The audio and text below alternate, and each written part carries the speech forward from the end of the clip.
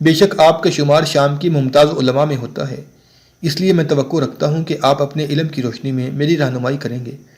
صلاح الدین ایوبی نے مؤدبانہ لہجے میں کہا، کیا اسلامی فقہ کسی بھی اعتبار سے حشیشان کو مسلمان تصور کرتا ہے؟ ہرگز نہیں۔ عبد الرحمن بن سعد نے پرجلال اور دو ٹوک لہجے میں کہا، ان کا دین اسلام سے برائے نام بھی تعلق نہیں۔ عبد الرحمن بن سعد کا فتویٰ سن کر صلاح الدین ایوبی کے ہونٹوں پر ایک آسودہ مسکراہٹ ابھر آئی۔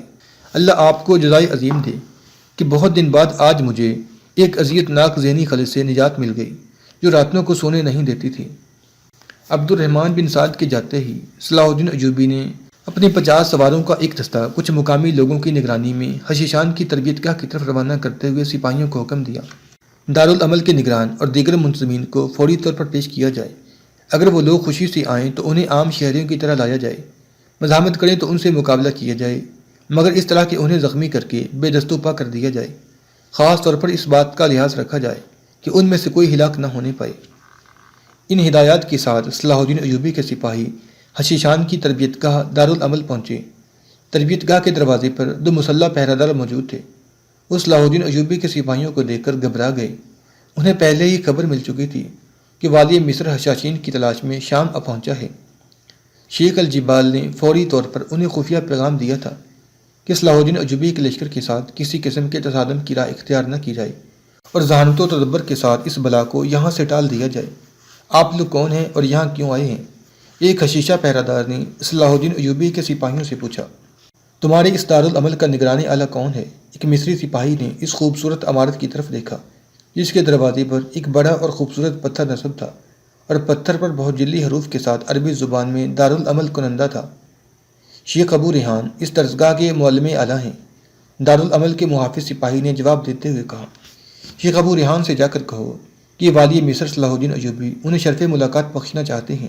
مصری سپاہی نے تحکم آمیز لہجے میں کہا، ہمارے شیخ کسی امیر یا حاکم سے نہیں ملتے۔ حشیشہ محافظ نے بھی صلاح الدین ایوبی کے سپاہیوں پر رعب ڈالنے کے لیے بلند آواز میں کہا، انہیں یاد خدا کے سوا دنیا کی کسی شے سے کوئی غرض نہیں۔ اس وقت بھی شیخ اپنی عبادت و ریاضت میں مصروف ہوں گے۔ ہم میں سے کسی کو اجازت نہیں کہ اس موقع پر ان کی محویت میں خلل ڈالا جائے۔ اپنے شیخ سے کہو کہ وہ کچھ دیر کے لیے عبادت موقوف کر دیں اور ہمارے ساتھ چل کر والی مصر کی خدمت میں حاضر ہو جائیں۔ دوسرے مصری سپاہی نے سخت لہجے میں کہا، شیخ کا جو حکم تھا وہ تمہیں سنا دیا گیا۔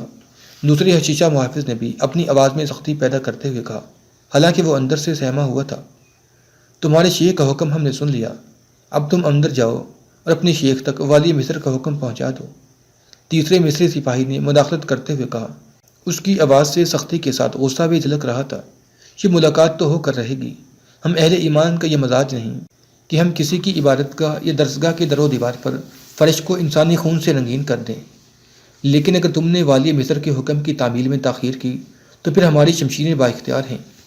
جب حشیشہ محافظوں نے اندازہ کر لیا کہ یہ طوفان کسی طرح ٹلنے والا نہیں تو ان میں سے ایک دارالعمل کی عمارت کے اندر چلا گیا، پھر وہ کئی پرپیچ راستوں اور تہہ خانوں سے گزر کر ایک زمیندوز کمرے میں پہنچا، پھر اس نے دروازے پر دستک دی۔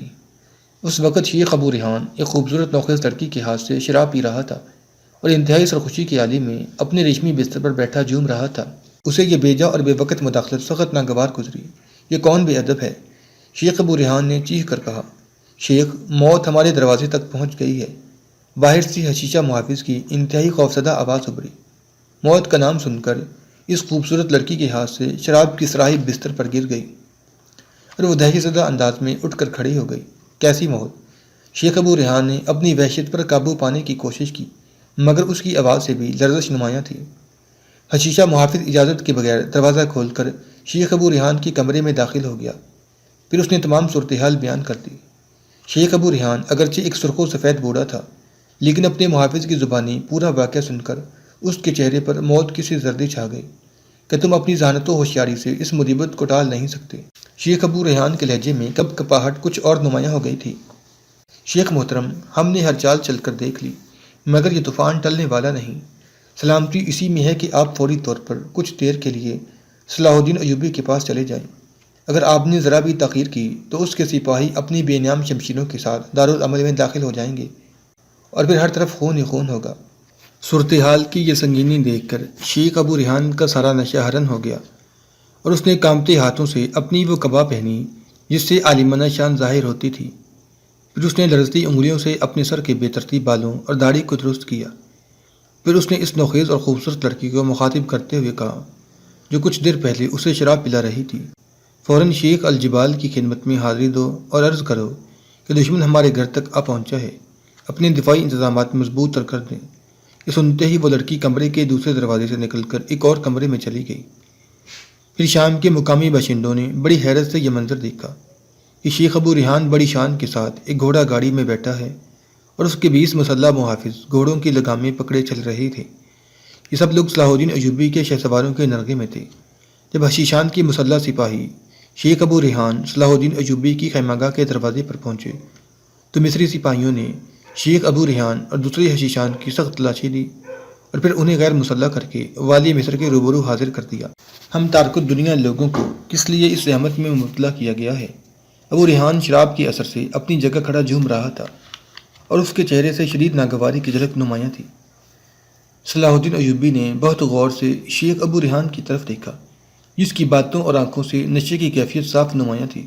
بیٹھ جاؤ، ہم اہل ایمان عمر رسیدہ لوگوں کا احترام کرتے ہیں۔ شیخ ابو ریحان 70 سال کے قریب ایک طویل قامت بوڑھا تھا، مگر اس کے تمام اعضاء مضبوط و توانا تھے اور چہرے کی رنگت سفید و سرخ تھی۔ میں یہاں بیٹھنے نہیں آیا، اپنا مقصد بیان کرو اور مجھے جلد سے جلد رخصت کر دو۔ شیخ ابو ریحان کے لہجے سے ناگواری کا رنگ جھلک رہا تھا۔ کہ تم مسلمان ہو؟ صلاح الدین ایوبی نے انتہائی صبر و تحمل کا مظاہرہ کرتے ہوئے نرم لہجے میں سوال کیا، مگر وہ پلکیں جھپکائے بغیر شیخ ابو ریحان کے چہرے کا مسلسل جائزہ لے رہا تھا۔ والی مصر کا سوال سن کر شیخ ابو ریحان کی بڑی بڑی آنکھوں میں ایک عجیب سا رنگ ابھرا جس میں خوف کی آمیزش تھی، مگر وہ نہایت مضبوط اعصاب کا انسان تھا۔ اس نے فوراً ہی اپنے اعصاب پر قابو پا لیا اور استقامت کے لہجے میں کہا، میرا مذہب اسلام سے کوئی تعلق نہیں۔ صلاح الدین ایوبی کی عقابی نگاہوں نے شیخ ابو ریحان کے چہرے پر ابھرنے والے خوف کی لمحاتی کیفیت کو محسوس کر لیا تھا۔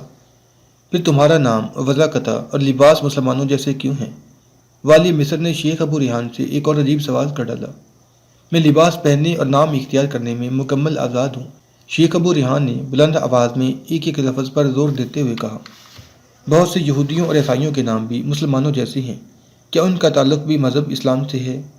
شیخ ابو ریحان نے اپنے طور پر ایک مضبوط دلیل پیش کی تھی، مگر صلاح الدین ایوبی نے اس کی دلیل کو مسترد کرتے ہوئے کہا، عرب کے قدیم عیسائیوں اور یہودیوں کے کچھ نام ملتے جلتے ضرور ہیں، لیکن ان کے حلیے اہل ایمان سے بالکل مماثلت نہیں رکھتے۔ آئندہ میں اپنا حلیہ بدل ڈالوں گا تاکہ میری شکل و صورت مسلمانوں سے مشابہ نہ رہے۔ شیخ ابو ریحان کے ہونٹوں پر تحقیر آمیز مسکراہٹ ابھر آئی۔ بس میرے آخری سوال کا جواب اور دے دو، اس کے بعد تم آزاد ہو۔ یہ کہتے ہوئے صلاح الدین ایوبی اٹھ کر کھڑا ہو گیا اور اس نے شیخ ابو ریحان کی آنکھوں میں آنکھیں ڈال دیں۔ شیخ الجبال سنان اس وقت کہاں ہے؟ مجھے اس کی ایک ایک پناہ گاہ کا سراغ چاہیے۔ سنان کا نام سن کر ایک لمحے کے لیے شیخ ابو ریحان گھبرا گیا۔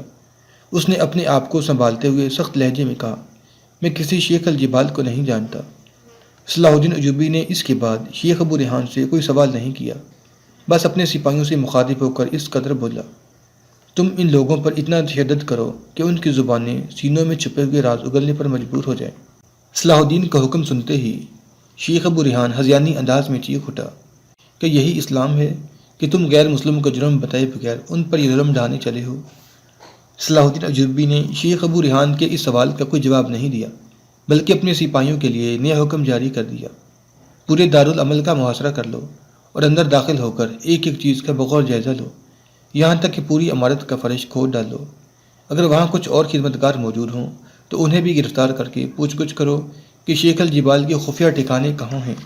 وہ رات شیخ ابو ریحان اور دوسرے حشیشان پر بہت بھاری تھی۔ صلاح الدین ایوبی کے طاقتور سپاہی تھوڑے تھوڑے وقفے سے ان پر تازیانے برسا رہے تھے۔ ان باطنی قیدیوں کے لیے ایک الگ خیمہ مخصوص کر دیا گیا تھا جسے سینکڑوں مصری سپاہی گھیرے ہوئے تھے۔ صبح ہوتے ہوتے شیخ ابو ریحان اور دوسرے حشیشان کے لباس دجیوں میں تبدیل ہو گئے تھے اور جسم کے مختلف حصوں سے خون رس رہا تھا۔ نماز فجر ادا کرنے کے بعد جب صلاح الدین ایوبی اس خیمے میں داخل ہوا تو سب کے سب زمین پر نیم جان پڑے ہوئے تھے، مگر ابھی تک کسی نے زبان نہیں کھولی تھی۔ میں طے کر چکا ہوں کہ تم لوگ یا تو شیخ الجبال کی مکمل نشاندہی کرو گے یا پھر تمہیں موت کا ذائقہ چکھایا جائے گا۔ مجھے نہیں معلوم کہ تم لوگ کس عقیدے سے تعلق رکھتے ہو، اس لیے میرے سپاہیوں کو وصیت کے طور پر بتا دو کہ مرنے کے بعد تمہاری آخری رسمیں کس طرح ادا کی جائیں۔ یہ کہہ کر صلاح الدین ایوبی جانے کے لیے مڑا ہی تھا کہ شیخ ابو ریحان زمین پر پڑے پڑے کراہا، خدا کے لیے مجھے تھوڑی سی شراب پلا دو تاکہ میں تمہیں کچھ بتانے کے قابل ہو سکوں۔ تازیانیوں کی جراحت اور موت کے خوف نے شیخ ابو ریحان کو زبان کھولنے پر مجبور کر دیا تھا۔ ہم شراب نہیں پیتے، اس لیے تیری خواہش پوری نہیں کی جا سکتی، صلاح الدین ایوبی نے سخت لہجے میں کہا۔ تو پھر مجھے دارالعمل لے چلو، شیخ ابو ریحان نے کانپتے ہوئے لہجے میں کہا۔ وہاں شراب بھی ہے اور وہیں شیخ الجبال کی پناہ گاہ بھی ہے۔ شیخ ابو ریحان کا گداگرانہ انداز دیکھ کر صلاح الدین ایوبی کے ہونٹوں پر فاتحانہ تبسم ابھر آیا۔ پھر شیخ ابو ریحان اور دوسرے زخمی حشیشان کو دارالعمل لے جایا گیا۔ خود صلاح الدین ایوبی بھی پوری طرح مسلح ہو کر اپنے حفاظتی دستے کے ساتھ دارالعمل میں داخل ہوا، جہاں اس کے سپاہی جگہ جگہ سے فرش کھود رہے تھے، مگر انہیں کسی قسم کی کامیابی حاصل نہیں ہوئی تھی اور ہو بھی نہیں سکتی تھی، کیونکہ دارالعمل ایک انتہائی پیچیدہ طلسم کدہ تھا، اسپین کے طلسم تلیتا کی طرح، جسے بڑے ماہر کاریگروں نے تعمیر کیا تھا۔ آخر جان بخشی کی شرط پر شیخ ابو ریحان نے دارالعمل کے طلسم کدہ کا ایک ایک دروازہ کھول دیا۔ یہاں تہ در تہ اور پیچ در پیچ تہ خانے تھے جن تک کسی رہنما کے بغیر رسائی ممکن نہیں تھی۔ تہ خانوں میں سینکڑوں خوبصورت عورتیں اور دیگر منصمین روپوش تھے۔ شراب اور کھانے پینے کے سامان کا بہت بڑا ذخیرہ موجود تھا۔ جگہ جگہ حسن بن صبا کے بت نصب تھے۔ یہیں وہ سرنگ بھی موجود تھی جو شام کے سلسلہ کوثر تک جاتی تھی۔ اسی سرنگ کے ذریعے شیخ الجبال سنان اپنے طلسم کدے میں آتا تھا اور خطرے کے وقت اسی راستے سے گزر کر اپنی پہاڑی پناہ گاہوں میں روپوش ہو جاتا تھا۔ صلاح الدین نے فوری طور پر ان تمام عورتوں اور دارالعمل کے خدمتگاروں کو گرفتار کر کے ایک طویل و عریض کمرے میں بند کر دیا۔ شراب کے تمام مٹکے، سرائیوں اور دیگر سازو سامان توڑ دیا گیا، مگر حسن بن صبا کے سارے مجسموں کو حفاظت کے ساتھ مصری خیموں میں لے جایا گیا۔ شیخ ابو ریحان کے حکم پر اس کے ایک خاص خدمتگار نے ان تمام غاروں کی نشاندہی کر دی جہاں شیخ الجبال اور اس کی 5000 مسلح فدائین چھپے ہوئے تھے۔ مکمل معلومات حاصل کرنے کے بعد صلاح الدین ایوبی نے حشیشان کے خلاف اپنا نقشہ جنگ ترتیب دیا۔ پہلے اس نے شام کے تمام علاقوں سے سینکڑوں من مٹی کا تیل، روئی اور کپڑا جمع کیا، پھر ہر غار کے دھانے پر 500 مسلح سپاہی کھڑے کر دیے۔ حشیشان کے فرار کے تمام راستے بند کرنے کے بعد والی مصر نے دارالعمل کی سرنگ سے اپنی جنگ کا آغاز کیا۔ سب سے پہلے بہت دیر تک سرنگ میں مٹی کا تیل بہایا گیا، پھر روئی اور کپڑے کو تیل میں بھگو کر ان کی مچھلیں بنائی گئیں اور پھر ان میں آگ لگا کر پوری طاقت سے سرنگ کے اندر پھینک دیا گیا۔ تھوڑی ہی دیر میں آگ بھڑک اٹھی اور دیکھنے والوں کو یوں محسوس ہوا جیسے آگ کا ایک دریا ہے جو آگے ہی بڑھتا جا رہا ہے۔ یہی عمل تمام غاروں میں دہرایا گیا تھا۔ جہاں تک بہایا جانے والا مٹی کا تیل پہنچ سکتا تھا وہاں تک مچھلوں نے آگ لگا دی۔ صلاح الدین کا حکم تھا کہ سرنگ اور غاروں کے دانوں کی آگ ایک لمحے کے لیے بھی نہ بجھنے پائے۔ نتیجتاً مصری سپاہی تھوڑی تھوڑی دیر بعد جلتی ہوئی مچھلیں اندر پھینکتے رہے تاکہ شعلوں کی تپش اور دھوئیں کا تسلسل جاری رہے۔ شیخ الجبال اور اس کی 5000 فدائین کو عیسائی سالار انتونی اور شیخ ابو ریحان کے ذرائع سے صلاح الدین ایوبی کی خوفناک ارادوں کی اطلاعات مل چکی تھی، مگر وہ یہ سوچ کر مطمئن تھے کہ اگر صلاح الدین کا پورا لشکر بھی ان محفوظ پناہ گاہوں میں داخل ہو گیا تو وہ حشاشین کا کچھ بھی بگاڑ نہیں سکے گا، بلکہ یہ پرپیچ اور پر اسرار پہاڑی غار مسلمان سپاہیوں کا مدفن بن جائیں گے۔ شیخ الجبال سنان کے اطمینان کی ایک بڑی وجہ یہ بھی تھی کہ ان محفوظ پناہ گاہوں میں اسلحے کے ساتھ سوانح خردنوش کے بھی بڑے ذخائر موجود تھے جو کئی سال کام آ سکتے تھے۔ بے شک شیخ الجبال شیطانی تدبیریں سوچنے میں بہت آگے تھا، مگر صلاح الدین ایوبی جنگی چالوں کا ماہر تھا۔ اس نے حشیشان کی پناہ گاہوں میں اپنے فوجی بھیجنے کے بجائے آگ کے سپاہی روانہ کیے، جنہوں نے دیکھتے ہی دیکھتے شیخ الجبال اور اس کی فدائین کو چاروں طرف سے گھیر لیا۔ ان آدم خوروں نے آگ کو اپنی طرف بڑھتے ہوئے دیکھا تو سب سے زیادہ عبرت خیز منظر اس غار میں نمایاں تھا جہاں شیخ الجبال سنان پتھریلے فرش پر بے ہوش پڑا تھا اور اس کی فدائین اسے رونتے ہوئے اپنی جانیں بچانے کے لیے باہر نکلنے کی کوشش کر رہے تھے۔ چند لمحوں تک شیخ الجبال دردناک آواز میں چیختا رہا، یہ میں ہوں تمہارا شیخ، مجھے باہر نکالو، مگر اس قیامت کسی گھڑی میں کوئی کسی کی نہیں سن رہا ہوتا، یہاں تک کہ شیخ الجبال اپنے ہی معتقدین کے پیروں سے گزل کر ہلاک ہو گیا۔ شیخ الجبال اور شام کی آدم خور حشاشین سے نجات حاصل کرنے کی خوشی میں صلاح الدین ایوبی نے شام کے ایک طویل و عریض میدان میں اپنی پوری فوج کے ساتھ نماز شکر ادا کی۔ پھر اسی میدان میں حسن بن صبا کے وہ تمام چھوٹے بڑے مجسمے لائے گئے جن دارالعمل پر قبضہ کرنے کے بعد حاصل کیا گیا تھا۔ پھر اس منظر کو دیکھنے کے لیے شام کے تمام شہریوں کو میدان میں جمع ہونے کی ہدایت کی گئی۔ انسانی ہجوم میں عیسائی سالار انتھونی کے کئی جاسوس بھی شامل تھے۔ مقامی مسلمانوں کے جمع ہو جانے کے بعد صلاح الدین نے اپنے ایک سپاہی کو حکم دیا کہ وہ ساحر الموت کے سارے مجسموں کو پاش پاش کر دے۔ جب صلاح الدین ایوبی کا سپاہی حسن بن صباح کے بتوں کو توڑ رہا تھا تو پورا میدان اللہ اکبر کے نعروں سے گونج رہا تھا۔ پھر جب یہ عمل ختم ہو گیا تو والی مصر ایک بلند جگہ پر کھڑا ہوا اور اس نے شامی مسلمانوں کو مخاطب کرتے ہوئے کہا، حق تعالیٰ کا لاکھ لاکھ شکر ہے کہ ہم اس تاریخی سرزمین کو ان فتنہ گروں کے وجود سے پاک کرنے میں کامیاب ہو گئے جو اسلام کی قوبا میں ہمارے بدترین دشمن ہیں۔ میں حق تعالیٰ کی تائید و نصرت کے بھروسے پر تمہیں یقین دلاتا ہوں کہ آئندہ ایسا کوئی گروہ نہ تمہارے عقائد پر شبخون مارے گا اور نہ یہ شیاطین تمہاری عزت و آبرو پر حملہ آور ہوں گے۔ یاد رکھو، اگر شام میں کوئی اور دوسرا شیخ سنان پیدا ہوا تو خلاق عالم دوسرا صلاح الدین بھی پیدا کر لے گا۔ ہر بت ٹوٹنے کے لیے ہے، تم بھی اپنے سینے کی گواہیوں میں چھپے ہوئے نفسانی خواہشات کے بتوں کو توڑ ڈالو، بس نجات و عافیت کا یہی ایک راستہ ہے۔